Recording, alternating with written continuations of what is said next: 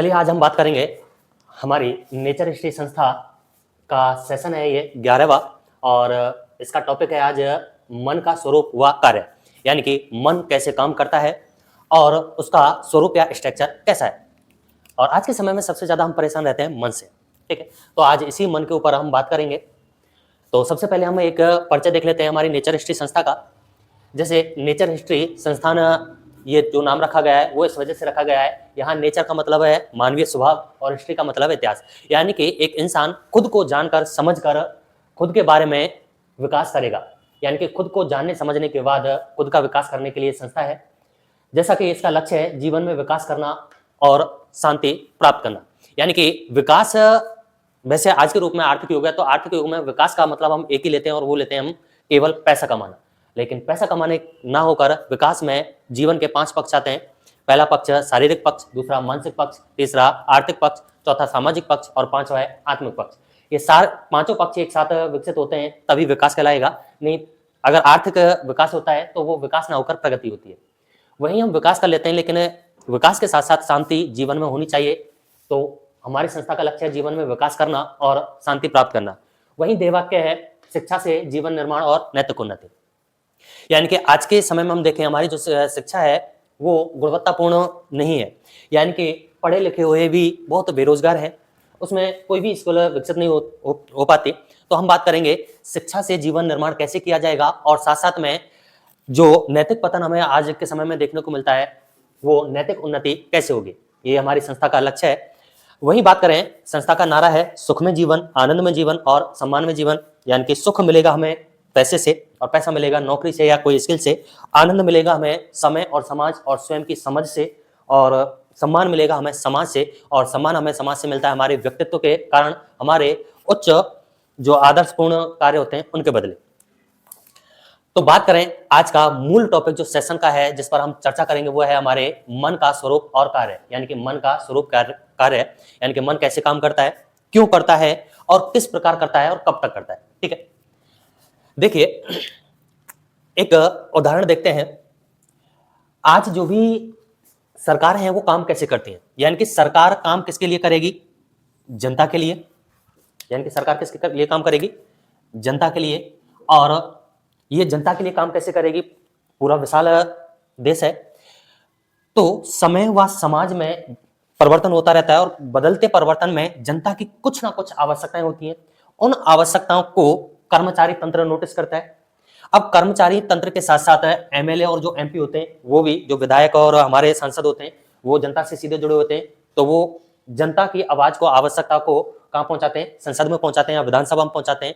वहां उस आवश्यकता को लेकर बहस होती है, चर्चा होती है, और जब दोनों सदनों से फाइनल रूप से जब उसको पारित कर दिया जाता है तब उसकी नियमावली बना दी जाती है और साथ ही उसको संविधान में अगर आवश्यक हो तो संविधान में भी लिख दिया जाता है, ठीक है।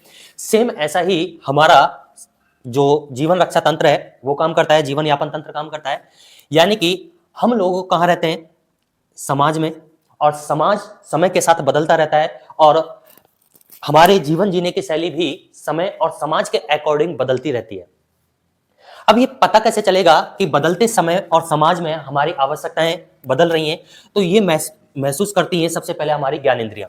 ज्ञानेंद्रियां 5+1 यानी कि 6 कुल ज्ञानेंद्रियां होती हैं, यानी कि 5 भौतिक ज्ञानेंद्रियां, यानी कि आंख, नाक, कान, मुंह, त्वचा, 5 ज्ञानेंद्रियां हो गई। साथ साथ में मन भी महसूस करता है कि हमें बदलते समय और समाज में कैसे अपने आप को समायोजित करना है, कैसे विकसित करना है। तो समय और समाज से बदलते दौर में आवश्यकताएं महसूस कौन करती है, ज्ञानेंद्रियां महसूस करती हैं। अब ये ज्ञानेंद्रियां सूचना लेकर तंत्र के माध्यम से कहां पहुंचती है, सबसे पहले प्रमस्तिष्क और अनुमस्तिष्क में पहुंचती है। अब यहां सूचना स्टोर हो जाती है, एक तरह का ये जैसे यूट्यूब का एक विशाल डाटा सेंटर है, ऐसे ही हमारे पूरे शरीर का ये डाटा सेंटर हमारा मस्तिष्क है। अब जैसे जनता की आवाज को, जनता की आवश्यकताओं को कर्मचारी और एमएलए ने संसद में पहुंचाया, ऐसे ही हमारे शरीर की आवश्यकताओं को ज्ञानेंद्रियों ने ग्रहण करके तंत्रिका के माध्यम से कहां पहुंचा दिया, मस्तिष्क में। अब जैसे संसद में एक बहस होती है कि ये कौन कौन से पक्ष होने चाहिए, कौन कौन से नहीं होने चाहिए, सेम ऐसे ही हमारे दिमाग में बहस होती है और वो बहस हमें चेतन मन और अचेतन मन के रूप में दिखाई देती है। और कई बार ये इतनी प्रभावी हो जाती है कि हमें दिन में भी विजुअलाइजेशन होने लग जाते हैं, साथ साथ में जब हम रात्रि को सोते हैं तो रात्रि के समय हमें सपने दिखाई देते हैं। सपने हमें जो दिखाई देते हैं वो ऐसे ही दिखाई नहीं देते। सपने में मस्तिष्क में एक प्रोसेस चल रही होती है कि कौन सी सूचना को आगे डीएनए में स्टोर किया जाएगा जीवन रक्षा तंत्र के रूप में, और कौन सी सूचना को जीवन यातन तंत्र के रूप में इस शरीर में लागू किया जाएगा, इस शरीर में प्रभावित किया जाएगा, ताकि वो इस शरीर को, इस जीवन को बचाए रखे।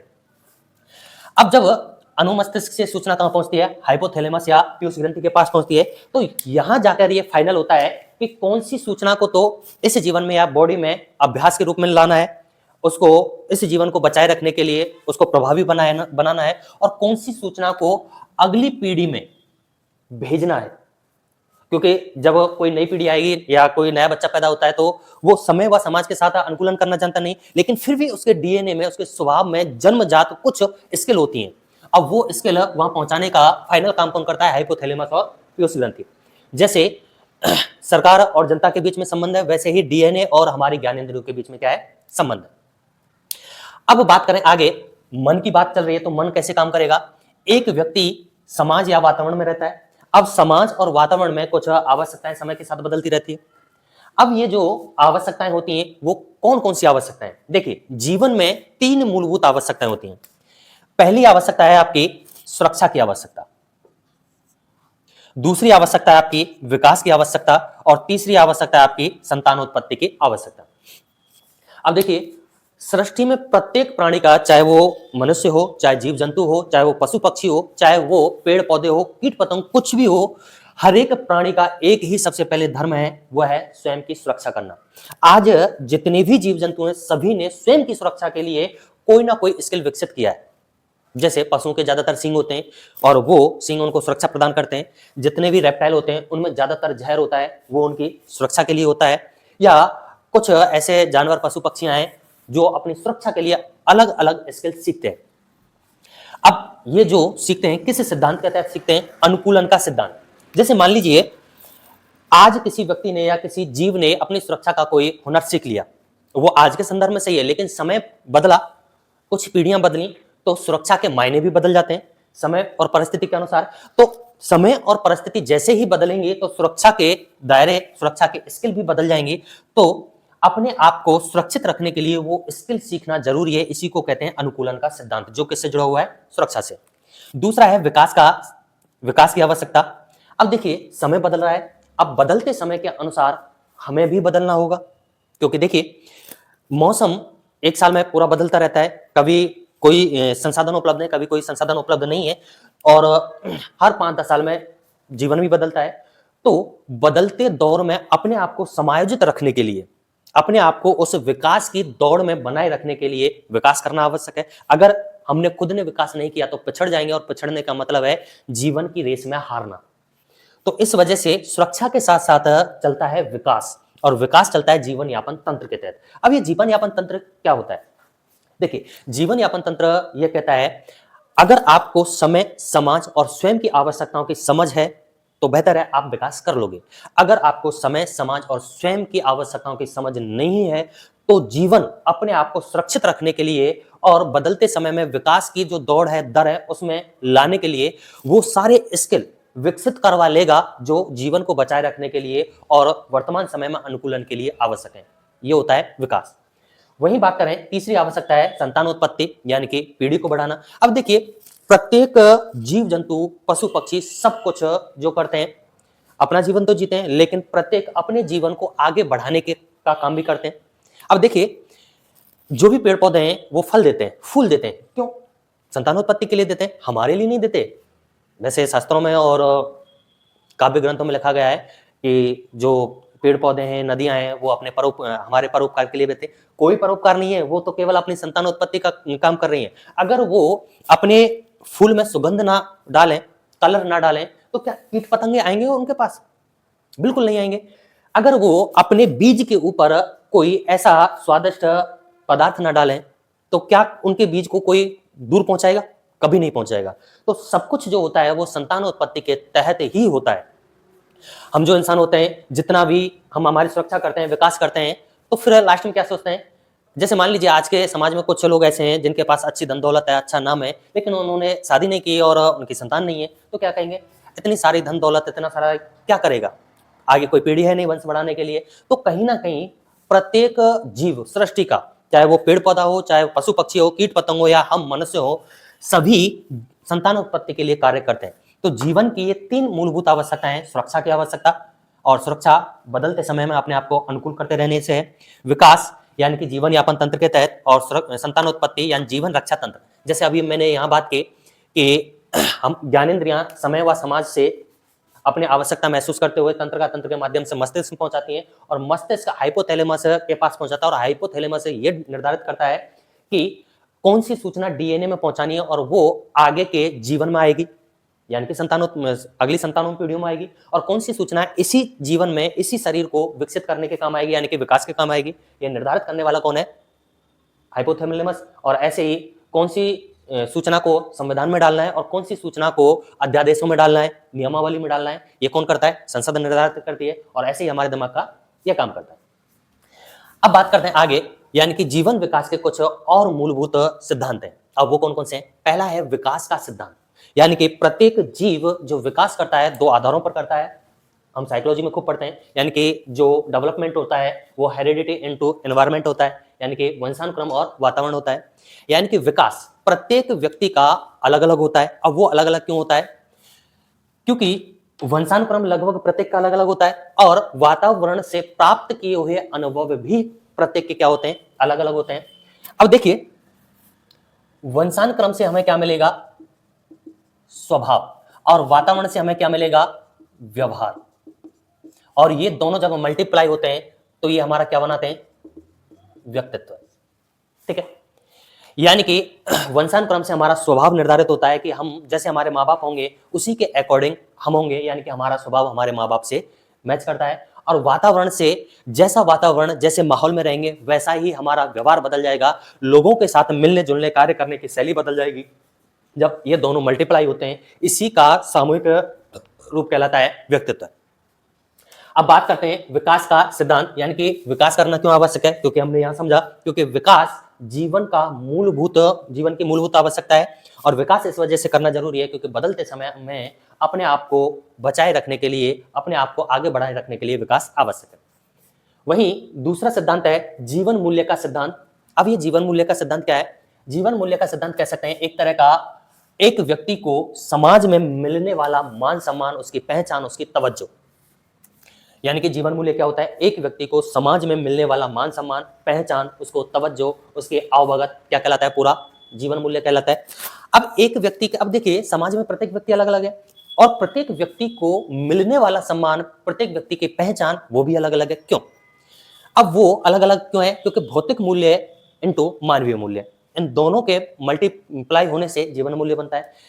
एक व्यक्ति के पास अकूत धन संपदा है, तो क्योंकि आज के समय में, आज के आर्थिक युग में हमें जीवन यापन के लिए जो महत्वपूर्ण सुरक्षा देता है वो भौतिक मूल्य देते हैं। यानी भौतिक मूल्य में कौन कौन से आ जाएंगे? संसाधन आ जाएंगे, सारे संसाधन आ जाएंगे। अब संसाधनों में जो आते हैं वो किससे आता है? पैसे से आता है। अब जिसके पास जितना पैसा, जितने संसाधन, जितनी संपत्ति होगी, समाज उसको उतना ही ज्यादा वैल्यू देता है, उसका उतना ही ज्यादा आदर सम्मान करता है। तो ये हुआ भौतिक मूल्य। यानी कि समाज या लोग, आज के समय की बात करें तो लोग भौतिक मूल्यों को ज्यादा तवज्जो देते हैं। अब भौतिक मूल्य में हमारी फिजिकल बॉडी भी आती है। अगर किसी की फिजिकल बॉडी हष्ट पुष्ट है और वो एकदम कह सकते हैं एथलीट टाइप है यार, उसका कोई बॉडी बिल्डर है, तो पर्सनैलिटी बन गई, भौतिक मूल्य है एक तरह का, यानी कि दिखावा।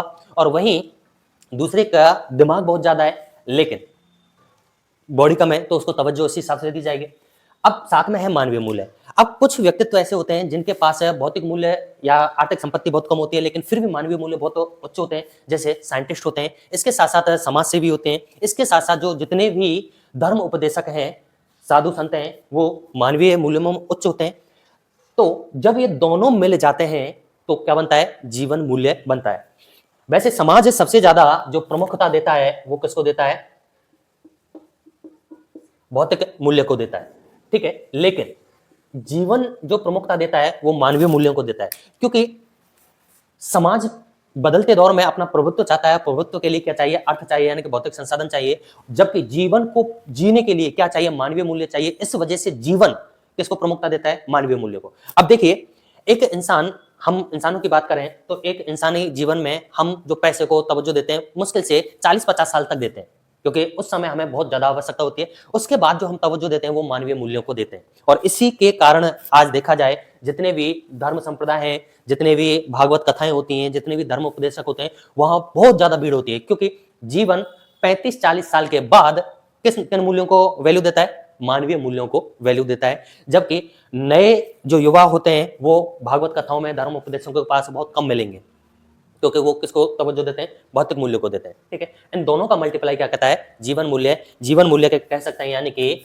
सम्मान। ठीक है, जैसे हमने बात किया सम्मान में जीवन। सम्मान में जीवन कब होगा? जब हमारे पास भौतिक मूल्य होंगे। भौतिक मूल्य कब होंगे? जब हमारे पास संसाधन होंगे। संसाधन कब होंगे? जब हमारे पास पैसा होगा। और पैसा कब होगा? या तो हमारे पास नौकरी हो, या हमारे पास कोई ऐसा स्किल हो जिससे हम पैसा कमा सकें, अपनी पहचान बना सकें, या कोई अपना कोई व्यवसाय या व्यापार हो। मानवीय मूल्य कब होंगे? जब हमें जीवन की बहुत गहरी समझ होगी, तब हम मानवीय मूल्य अर्जित कर पाएंगे। ठीक है, आगे बात करते हैं। अगला सिद्धांत है ज्ञान एवं अनुभव के संचयन का सिद्धांत। अब ये ज्ञान एवं अनुभव के संचयन का सिद्धांत क्या है? अब एक बात देखिए, हमारे शरीर में दो तरह की क्रियाएं होती हैं। एक होती है ऐच्छिक, एक होती है अनैच्छिक। एक ऐच्छिक क्रियाएं और एक अनैच्छिक क्रियाएं।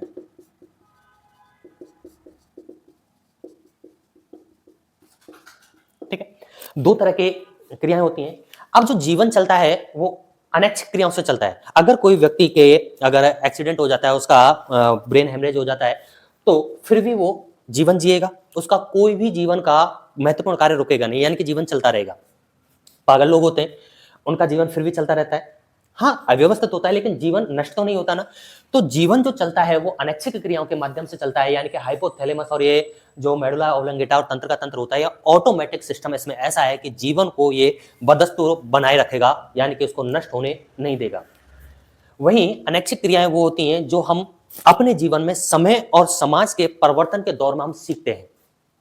यानी कि अब एक हमारे दिमाग में देखिए, हम खुद महसूस करते हैं कि बचपन से लेकर आज तक की सारी घटनाएं हमें याद हैं। हम जहां जहां गए वो सारी चीजें हमें याद हैं। क्यों भूलते क्यों नहीं?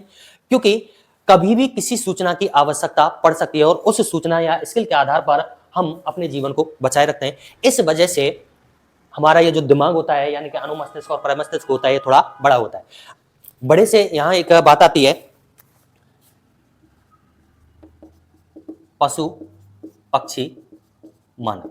पशु पक्षी का छोटा होता है,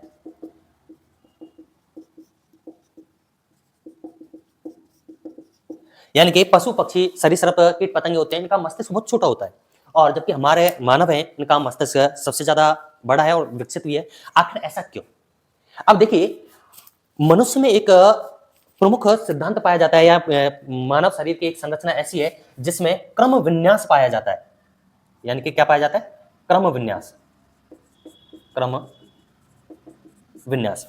अब देखिए, हमारा जो शरीर है अन्य पशु पक्षी कीट पतंगों और सरीसृप की तुलना में अलग स्ट्रक्चर रखता है। अब इस स्ट्रक्चर के अनुसार हम क्रम विन्यास के सिद्धांत का अनुकरण करते हैं। यानी क्रम विन्यास क्या होता है? हम चीजों को क्रम से लगा सकते हैं, उनको एडजस्ट कर सकते हैं और नए रूप में बदल सकते हैं।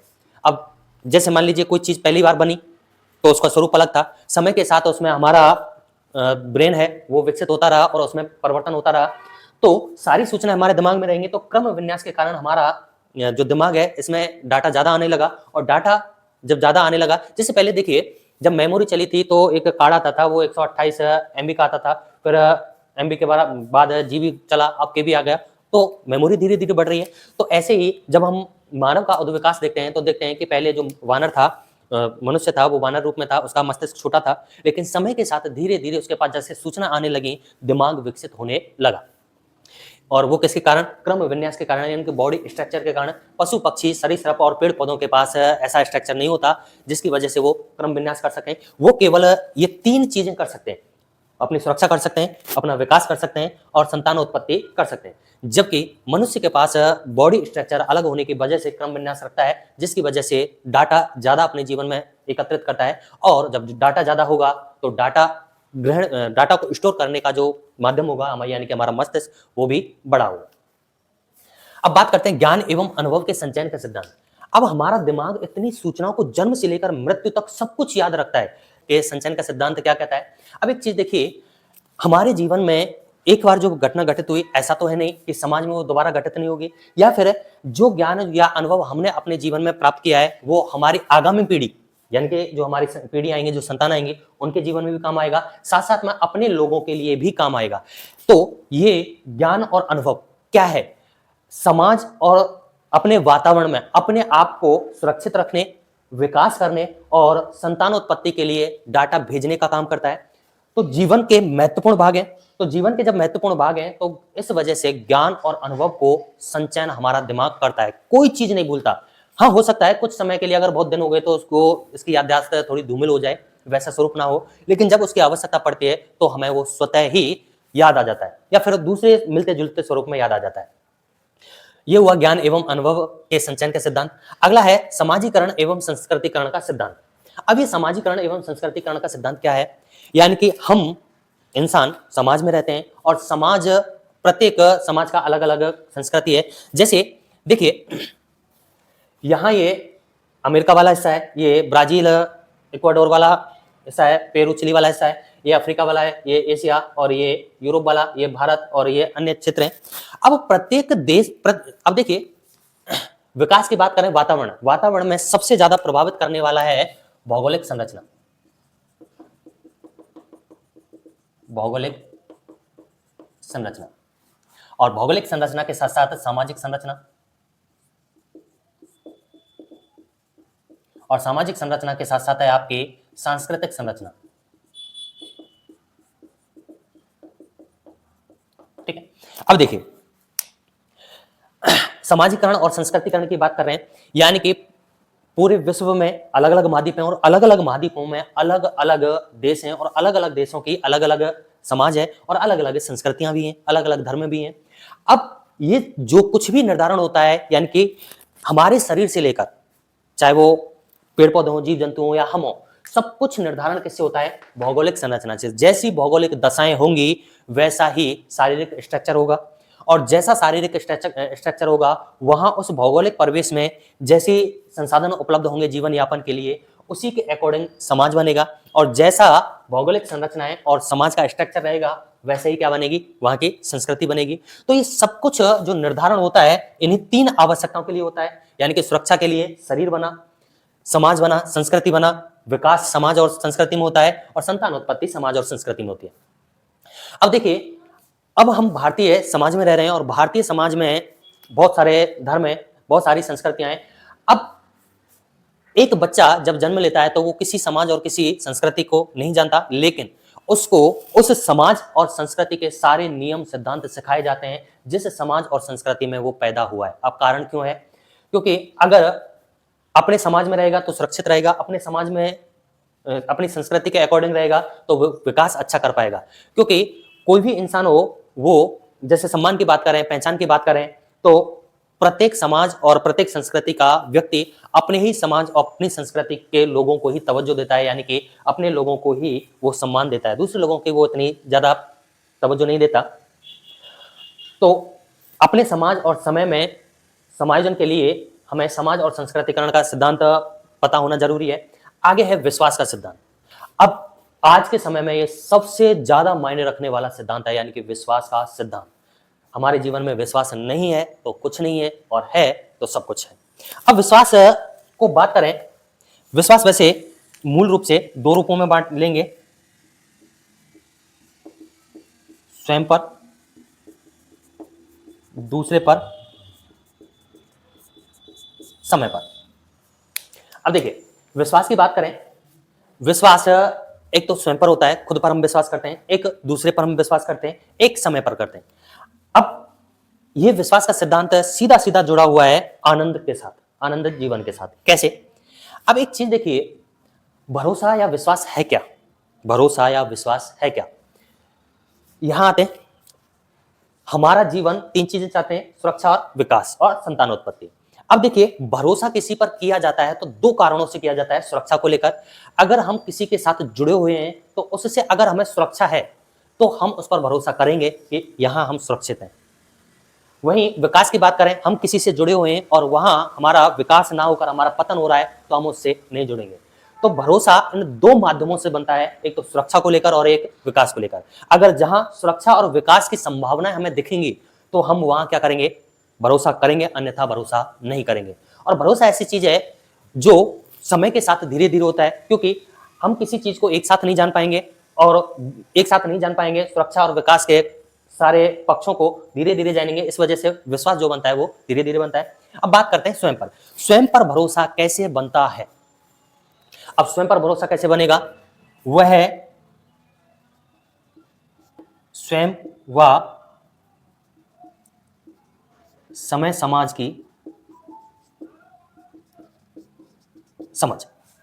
अब देखिए, जैसा कि हमने वहां बात की, यानी कि समय और समाज बदलता रहता है और समय और समाज जैसे बदलेगा तो आवश्यकताएं भी बदलेंगी, आवश्यकताएं बदलेंगी तो उन आवश्यकताओं की पूर्ति के लिए हम अपना विकास करेंगे। अब देखिए, स्वयं पर भरोसा कब बनेगा? जब हम समाज को समझेंगे कि वर्तमान समाज कैसा है और कैसे समय के साथ बदल रहा है।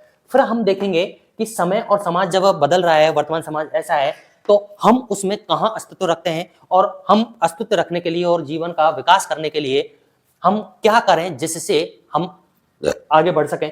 तो जब हम समय और समाज के अकॉर्डिंग हमारे आवश्यकताओं को महसूस करते हैं तो हम क्या बनाते हैं, अपना लक्ष्य बनाते हैं और लक्ष्य को लेकर हम कार्य करते हैं। कार्य से क्या विकास होगा? क्षमता विकास होगी, और जब क्षमता विकास हो जाती है तो हम क्या करते हैं, स्वयं पर भरोसा करते हैं। यानी कि जब हमें स्वयं की, समय की, समाज की समझ होगी तो हम अपना लक्ष्य निर्धारण करेंगे, लक्ष्य के अकॉर्डिंग काम करेंगे और काम करने से क्षमता का विकास होगा। और जब क्षमता विकसित हो जाएगी तो हमें ये विश्वास हो जाएगा कि हम समय और समाज के अकॉर्डिंग ढल जाते हैं और बहुत बेहतर तरीके से हम कार्य कर लेते हैं। यानी कि हमें हमारी सुरक्षा करना भी आता है और हमारा विकास करना भी आता है। तो स्वयं पर भरोसा करने का ये कारण है। अब बात करें दूसरे पर भरोसा करने का कारण। अब बात करें दूसरे पर भरोसा हम क्यों करेंगे? दूसरे पर भरोसा क्यों करेंगे? क्योंकि दो चीजों को करते हैं, एक सुरक्षा और एक विकास। मान लीजिए हमारा कितना भी अच्छा मित्र हो, धीरे धीरे भरोसा हो गया, अगर उसने हमारी किसी बात को, गोपनीय बात को लीक कर दिया तो हम क्या कहेंगे, उस पर भरोसा टूट जाता है ना। या फिर कोई ऐसी चीज है जहां हम बहुत लंबे समय तक जुड़े हुए हैं और बाद में पता चला कि अब तक हमने जितना यहाँ समय दिया है, जितना हमने काम किया है, वो हमारे किसी विकास के काम आया ही नहीं, उससे हमारा कुछ विकास हुआ नहीं, तो हमारा भरोसा टूट जाएगा। तो कहने का मतलब है कि हम दूसरों पर भरोसा जो करते हैं वो किस कारण करते हैं? अपनी सुरक्षा व विकास हेतु। वैसे देखिए, ऐसे ही दूसरे के पर भरोसा विश्वास करने के लेकर करते हैं कि नहीं वो तो मेरा जिगरी यार है, हमारी दोस्ती है, किसी मतलब नहीं है, किसी हम स्वार्थ के लिए दोस्ती नहीं करते। अरे आपका स्वार्थ नहीं, लेकिन जीवन का तो स्वार्थ है ना। हम लगता है कि हाँ हमारा कोई मतलब नहीं है, निस्वार्थ रूप से हम काम करते हैं। अरे निस्वार्थ रूप से दुनिया में कुछ काम होता ही नहीं, सारा कुछ होता है परस्पर निर्भरता के सिद्धांत पर होता है, एक दूसरे की निर्भरता हो। चाहे कितना भी अजीज मित्र हो, अगर उसने आपकी सुरक्षा को ठेस पहुंचाई है तो आप उसी दिन उससे कह देंगे आज के बाद बोल मत जाना, ठीक है, तू तेरे घर और मैं मेरे घर। वहीं विकास की बात करें, विकास में यार पति ना वैसी हाड़ है, अरे कछु तो कर ले भैया, सब दुनिया लग गई, सब दुनिया ने अपना काम बना लियो और हम वैसी डोल रहे हैं यार, या के संग आज के बाद रहेंगे नहीं, वैसी डोले तो भाई आती में। तो विकास का सिद्धांत, अगर ये दो चीज खतरे में है तो दूसरों पर हम भरोसा करेंगे नहीं, यानी कि दूसरों पर भरोसा करते हैं सुरक्षा और विकास के लिए। अब बात करते हैं समय पर। एक देसी कहावत है कि भैया 12 साल में तो गोरी क्यों बदले, कहावत है ना। अब अगर किसी इंसान को यह भरोसा है कि जैसे जैसे समय बदलेगा और हमारा प्रयास चल रहा है तो बदलते समय के साथ हमारा प्रयास धीरे धीरे रंग लाएगा, यानी कि 1% का सिद्धांत या डोमिनो इफेक्ट। अब समय की समझ है तो समय की समझ क्या कहेगा? परिवर्तन की समझ। यानी कि समय बदलता रहता है और समय के साथ साथ समाज बदलेगा और समय और समाज के अकॉर्डिंग सब कुछ आवश्यकताएं भी बदलेंगी। जैसे मान लीजिए एक व्यक्ति है और वो कुछ कार्य कर रहा है, या जैसे हम बात कर रहे हैं नौकरी के लिए कार्य कर रहे हैं, स्किल के लिए काम कर रहे हैं, या हमारी संस्था के विकास के लिए काम कर रहे हैं, हमें पता है आज हमने शुरुआत की है। तो विश्वास का सिद्धांत ये कहता है कि प्रारंभ में कोई विश्वास बनता नहीं, जैसे जैसे भरोसा बढ़ेगा कि इस संस्था से जुड़ने के बाद हमारी सुरक्षा भी होगी और हमारा विकास भी होगा, तो विश्वास बढ़ेगा। साथ साथ में ये भी हमें पता है कि समय के साथ हम जब काम करते रहते हैं तो हमारा अनुभव प्रतिदिन का बढ़ता है, और जैसे जैसे उस कार्य से संबंधित हमारा ज्ञान बढ़ेगा और उस कार्य से संबंधित हमारा अनुभव बढ़ेगा, तो हमारी जो दक्षता है, क्षमता है, वो बढ़ेगी। और जब किसी कार्य के प्रति हमारा ज्ञान, हमारी क्षमता, हमारी दक्षता, हमारा अनुभव बढ़ जाता है, तो एक दिन हम उस कार्य को उतना बेहतर तरीके से कर लेते हैं कि उसके परिणाम हमारे अनुकूल आते हैं। अब अगर किसी को यह बात पता है तो वो समय पर भरोसा करेगा, और यही चीज कहलाता है विश्वास का सिद्धांत। अब विश्वास का सिद्धांत वैसे तो बहुत व्यापक है। जैसे हिटलर का एक प्रचार मंत्री था, वो एक बात कहता था, किसी चीज को इतना दोहराओ कि वो सही लगने लगे।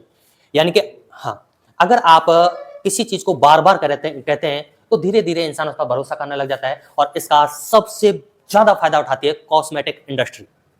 यानी कि जो सौंदर्य के साधन है, क्रीम रहे, साबुन रहे, या फिर कोई भी परफ्यूम वगैरह कुछ भी हुआ, सबसे ज्यादा फायदा उठाती है आपकी कॉस्मेटिक इंडस्ट्री। हर दिन में ना जाने कितनी बार ये प्रचार आते हैं और हमारे दिमाग में इतने हावी हो जाते हैं, नहीं यार बात तो सही है, नहीं यार बात तो सही है। तो कहने का तात्पर्य यह है कि विश्वास का सिद्धांत सबसे व्यापक है। अगर इसको समझ लिया तो ये मान लीजिए जीवन में आप कभी भी कहीं रुकेंगे नहीं। आगे बात करते हैं प्रभाव एवं प्रभावता का सिद्धांत। ठीक है, यानी कि देखिए, अब हम देखते हैं किसी व्यक्ति का इफेक्ट इतना ज्यादा होता है कि देखते ही एक कॉन्फिडेंस आता है। किसी का व्यक्तित्व ऐसा होता है, जा मूड मत चाट। तो आखिर ये क्यों? हम रोजाना सजते संवरते हैं, रोजाना कुछ ना कुछ ऐसी बातें करते हैं। अब कई बार मैं बच्चों से पूछता हूं, जैसे आपस में वार्तालाप कर रहे होते हैं कि आप बातें क्यों करते हो? गुरुजी फ्री बैठे, हम कर लें। अरे फ्री बैठने का मतलब ये नहीं कि हम बातें करेंगे, ये हमारा स्वभाव है, और ये स्वभाव करता है प्रभाव एवं प्रभावता के सिद्धांत के ऊपर। क्योंकि हर एक जीवन चाहता है कि मेरी पहचान हो, क्योंकि वो पहचान सुरक्षा भी दिलाएगी और विकास भी करवाएगी, क्योंकि जिसकी जितनी ज्यादा पहचान उसका विकास उतना ज्यादा। तो हम कहते हैं कि नहीं ऐसे बता रहे हैं, कुछ नहीं है। अरे बतरा तो रहे हैं, अपनी गोपनीय बातें क्यों नहीं बताते? ऐसी कोई भी बात नहीं करेंगे जिससे हमारी सुरक्षा को नुकसान हो, ऐसी कोई भी बात नहीं करेंगे जिसके हमारा विकास का पतन हो। हम वही बातें करेंगे जिससे हमारा प्रभाव जमे, हम वही बातें सुनेंगे जिससे हमारा विकास हो, हमारी सुरक्षा हो। बोलने वाले बहुत होते हैं, लेकिन अगर हमारे काम की है, हमारे सुरक्षा और विकास से संबंधित है तो सुनेंगे, अन्यथा नहीं सुनेंगे।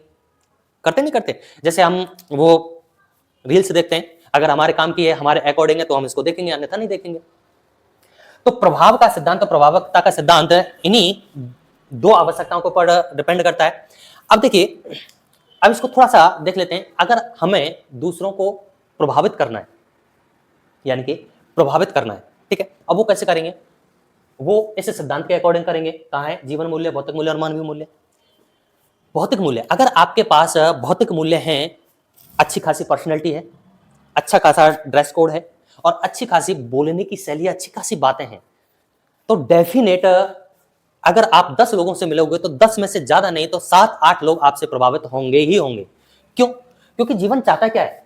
विकास चाहता है, और विकास के लिए जीवन मूल्य चाहिए, और जीवन मूल्य दो चीजों से बनता है, भौतिक मूल्य और मानवीय मूल्य। जब ये आपके पास है तो जिसके पास ये नहीं है वो आपसे प्रभावित होगा ही होगा, और जिसके पास ये ऑलरेडी आपसे ज्यादा है तो वो बिल्कुल प्रभावित नहीं होगा।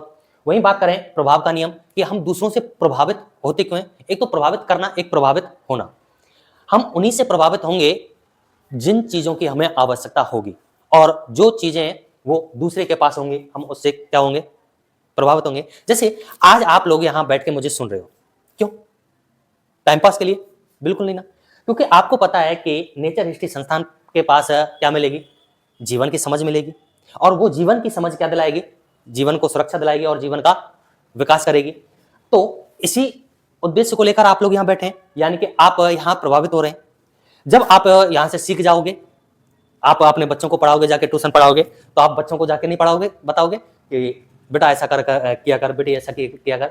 हमें जाने अनजाने में लगता है कि हम इनके हित के लिए काम कर रहे हैं, लेकिन जीवन अपने हित के लिए काम करेगा, क्योंकि आपको पता है, हमको पता है कि हम बच्चों के साथ जितना ज्ञानात्मक और जितना व्यवहारात्मक व्यवहार करेंगे, उतने ही ज्यादा बच्चे संतुष्ट होंगे। बच्चे संतुष्ट होंगे तो दूसरे बच्चे को लाएंगे, और दूसरा बच्चा लाएगा तो वो पैसे देगा, जो किसको बनाएगा? भौतिक मूल्य को बनाएगा। तो सब कुछ खेल किसका है? सुरक्षा और विकास का। वैसे हमें लगता है कि हम जो कुछ भी करते हैं हम मानवीय रूप से करते हैं, हमारे मन से करते हैं। अरे कुछ भी नहीं होता मन से और मानवीय रूप से, सब कुछ निर्भर करता है जीवन के ऊपर। जो कुछ भी करवाता है कौन करवाता है? जीवन ही करवाता है। ठीक है, और लास्ट देखते हैं कार्य या लक्ष्य और व्यक्तित्व के संबंध का सिद्धांत। अब एक चीज देखिए, इस दुनिया में हर एक इंसान अपने जीवन यापन के लिए बहुत सारे कार्य करता है, और वो सारे कार्य अपना अपना इफेक्ट रखते हैं। जो व्यक्ति जैसा काम करेगा उसका व्यक्तित्व उससे जुड़ जाएगा और उसका प्रभाव उसी के अकॉर्डिंग हो जाएगा। जैसे सामान्य बात करें, हम सामान्य रूप से क्या कहते हैं? अरे महिलाओं पर तो यही बात है, उसकी दूती, उसकी चुगली, ये घर की, और यही बातें होती हैं। अरे आप लोग उसको लगातार कई सालों तक करके देखिए, जिस कार्य क्षेत्र में, जिस कार्य में आप रहेंगे, आपका व्यक्तित्व वैसा ही हो जाएगा। ठीक है, तो जैसा कार्य वैसा व्यक्तित्व है। तो यहां मैंने लक्ष्य भी लिखा है, यानी कि हमें जीवन में, क्योंकि लक्ष्य एक बार ही चुना जाएगा, और एक बार 2-3 साल अगर उसका काम कर लिया तो ऐसा नहीं इसको बदल दें अब दूसरा करें, नहीं, एक बार चुन लीजिए, बैठ के तसल्ली से चुन लीजिए, लक्ष्य चुनिए, और लक्ष्य के अकॉर्डिंग धीरे धीरे धीरे धीरे आपका व्यक्तित्व वैसा ही हो जाएगा। और एक चीज देखिए, आज के समय में लगभग 90 से 95% लोग अपना लक्ष्य निर्धारित करते हैं भौतिक मूल्यों के लिए। 90 से 95%, यानी कि पैसे के लिए लक्ष्य निर्धारित करते हैं। केवल 5% लोग ही ऐसे हैं जो जीवन मूल्य के लिए करते हैं। केवल 5% हैं जो जीवन मूल्य के लिए करते हैं, और उन 5% में से केवल 1% लोग ऐसे हैं जो मानवीय मूल्य के लिए अपना लक्ष्य निर्धारित करते हैं। जिनमें से साधु संत हो जाएंगे, सभी साधु संत नहीं, कुछ, जिनमें से वैज्ञानिक हो जाएंगे, जिनमें से समाज सेवी हो जाएंगे। ये सारे किसमें आएंगे? मानवीय मूल्य में, जो मात्र 1% या इससे भी कम होते हैं। जबकि 90 से 95% पैसे के पीछे भागने वाले होते हैं, और 4-5% इन दोनों को बैलेंस बनाकर चलने वाले होते हैं। ठीक है, तो जैसा लक्ष्य निर्धारित करोगे वैसा ही व्यक्तित्व हो जाएगा, और जैसा व्यक्तित्व रहेगा वैसा ही आप कार्य पर प्रभाव डालेंगे। जैसे बात करें, अब तक प्रधानमंत्री बहुत आए, ठीक है, इतने सभी प्रधानमंत्रियों में कुछ चुनिंदा प्रधानमंत्रियों का ही नाम है। जैसे मोदी का आज देख लीजिए, मोदी का एक अच्छा रुतबा है, और वैश्विक संदर्भ में भी उसकी अच्छी छवि है, व्यक्तित्व है उसका, और व्यक्तित्व के अकॉर्डिंग वो काम करता है। यानी कि काम व्यक्तित्व पर और व्यक्तित्व काम पर प्रभाव डालता ही डालता है। तो इस वजह से हमें भौतिक मूल्य पर भी ध्यान देना है और अपने मानवीय मूल्य पर ध्यान देना है, क्योंकि मानवीय मूल्य आपका व्यक्तित्व बनाएगा, भौतिक मूल्य आपको कार्य करने की शैली सिखाएगा। ठीक है, तो यह है आपका मन का स्वरूप और कार्य, यानी कि हमारा मन जो कार्य करेगा वो कैसे करेगा? मन जो कार्य करता है वो 3 चीजों को ध्यान में रख के करता है: सुरक्षा, विकास और संतानोत्पत्ति। ठीक है, जहां हमारी सुरक्षा है वो सारे काम करेगा, जहां विकास है वो सारे कार्य करेगा, और जहां भविष्य में उम्मीद दिखे संतानोत्पत्ति के लिए वो सारे कार्य करेगा। अब देखिए, यहां एक बाहुल्य का नियम लिखा है कि मैंने नहीं लिखा है ना? चलिए यहां एक बाहुल्य का नियम लिख देते हैं। बाहुल्य का नियम देखिए, ये भी जानना बहुत जरूरी है, क्योंकि मन के संदर्भ में काम कर रहे हैं। अब बाहुल्य का नियम ये कहता है, मान लीजिए आपका कोई विचार है और अच्छा विचार है, ठीक है, और आप क्लास में बच्चों से कहते हो कि ये विचार है, लेकिन उस विचार के अपोजिट दूसरे बच्चों का बाहुल्य अलग किसी विचार के ऊपर है, कार्य के ऊपर है, तो बताओ आपकी तरफ 1 या 2 लोग हैं और दूसरे विचार की तरफ 5-10 लोग हैं, तो कौन से का प्रभाव रहेगा? कौन सी की बात मानी जाएगी? आपकी या दूसरे वाले की? दूसरे वाले की मानी जाएगी। सेम ऐसा ही होता है, आप कोई काम करना चाहते हैं, और कई बार ऐसा होता है हम कुछ काम करना चाहते हैं और कोई हमारा मित्र या घर वाला कोई भी आ जाता है और बार बार कहे यार वहां चल, हमारा जाने का मन नहीं होता, तो हम कहते हैं यार नहीं जा रहे यार। लेकिन बार बार कहेगा तो हम क्या कहेंगे? ला चल तो चल, कहते नहीं कहते? ये क्या होता है? बाहुल्य, यानी कि आवृत्ति का सिद्धांत कहलाता है। आवृत्ति कर लीजिए, आवृत्ति का सिद्धांत, यानी कि अगर किसी चीज को बार बार किया जाए तो वो अपना प्रभाव दिखाती ही है। जब बाहुल्य होगा किसी चीज का और आवृत्ति होगी तो वो क्या दिखाएगी? प्रभाव दिखाएगी। ठीक है, और देखिए हमारा दिमाग जो काम करता है वो किससे करता है? इसी से करता है, यानी कि डाटा के आधार पर। किसके आधार पर करता है? डाटा के आधार पर करता है। हमारे दिमाग में जितना डाटा जिसका ज्यादा होगा उसका प्रभाव उतना ही ज्यादा होगा। जैसे आज के समय में देखिए, हम ज्यादातर मोबाइल पर ही लगे रहते हैं। फ्री हुए तो मोबाइल, मन नहीं लग रहा तो मोबाइल, होता नहीं होता। अब मोबाइल हम टाइम पास के लिए कर रहे हैं, लेकिन इसका नुकसान भी तो देख लीजिए। जितना हम कुछ चीज देखते हैं, हमारा दिमाग जाने अनजाने में सारी चीजों को रिकॉर्ड करता है और आवश्यकता अनुसार उसको बाहर निकालता है। हम जितना अनावश्यक, हमारे लक्ष्य के विपरीत, हमारे जीवन से विपरीत हम कुछ देखते हैं, वो पूरा डाटा हमारे दिमाग में होता है। वो डाटा हमें बाद में डिस्टर्ब अप्रत्यक्ष और प्रत्यक्ष रूप से करता ही करता है। तो इस वजह से हमें आवश्यक है कि या तो अपने लक्ष्य के अकॉर्डिंग सारी चीजें करो, या फिर वो चीजें देखो जो आपका जीवन मूल्य बढ़ाए। जीवन मूल्य में भौतिक मूल्य और मानवीय मूल्य, जैसे विचार ज्यादा होंगे वैसा ही हमारा कार्य रहेगा, वैसा ही व्यक्तित्व रहेगा। तो बाहुल्य का नियम यही कहता है, आवृत्ति का सिद्धांत ये कहता है कि हमारा दिमाग काम करता है डाटा के आधार पर, और डाटा वो कहां लेता है? समय से और समय और समाज से। अब समय और समाज से वो डाटा कैसे लेगा? सुरक्षा और विकास के सिद्धांतों को ध्यान में रखते हुए। तो जरूरी है कि हमें अपने जीवन में जो काम करना है वो सुरक्षा, विकास और संतान उत्पत्ति के लिए ही काम करना है। अब इन चीजों को हमारा दिमाग रेगुलेट कैसे करेगा? वो कैसे? बाहुल्य का नियम और आवृत्ति का सिद्धांत, यानी कि दिमाग में उन्हीं चीजों को हमें रखना है, उन्हीं चीजों के बारे में हमें जानना है, उन्हीं चीजों को देखना है जो हमारे जीवन से संबंधित हो, और इसके लिए ये सारे सिद्धांत काम करते हैं।